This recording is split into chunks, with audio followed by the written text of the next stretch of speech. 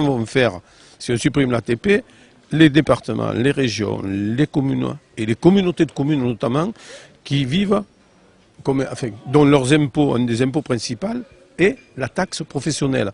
Il faut savoir qu'il y a beaucoup de communautés de communes qui avaient pris la taxe professionnelle et qui aujourd'hui sont obligés de mettre de la taxe additionnelle parce qu'ils n'arrivent pas avec toutes les compétences qu'ils ont pris.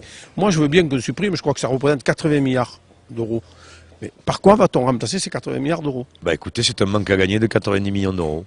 Donc si on ne me les compense pas, ça veut dire que c'est 10% de mon budget qui part de nouveau en fumée. Si on ne me les compense pas, et j'en suis pas sûr, parce qu'il n'a rien annoncé derrière. Donc ce matin, je vois qu'il y a une traînée de poudre un peu dans tous les élus de droite ou de gauche. Et je vois le député Grand dans le coin qui est UMP qui dit comment on va faire. Si on ne les compense pas, c'est la fin des collectivités territoriales. Alors qu'on sait que c'est les collectivités territoriales, comme les nôtres, les départements notamment, les communes, les agglos, les régions, qui investissent à 70% dans la dépense publique. Écoutez, moi je suis président d'une communauté de communes de à peu près 15 000 habitants. Si la taxe professionnelle est supprimée purement et simplement, nous perdons 900 000 euros sur un budget de 5 millions d'euros, et c'est-à-dire 45% de nos recettes fiscales. Donc je suis très inquiet.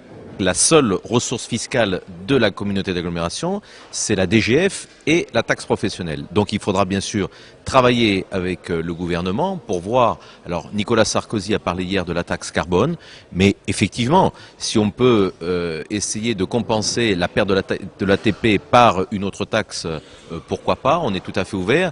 Mais aujourd'hui, il faudra quand même travailler très sérieusement sur cette contrepartie, parce que sinon je vois mal comment les communautés d'agglomération pourront vivre et les autres communautés également. Ceci étant, encore une fois, pour les entreprises, je pense que c'est une très bonne annonce.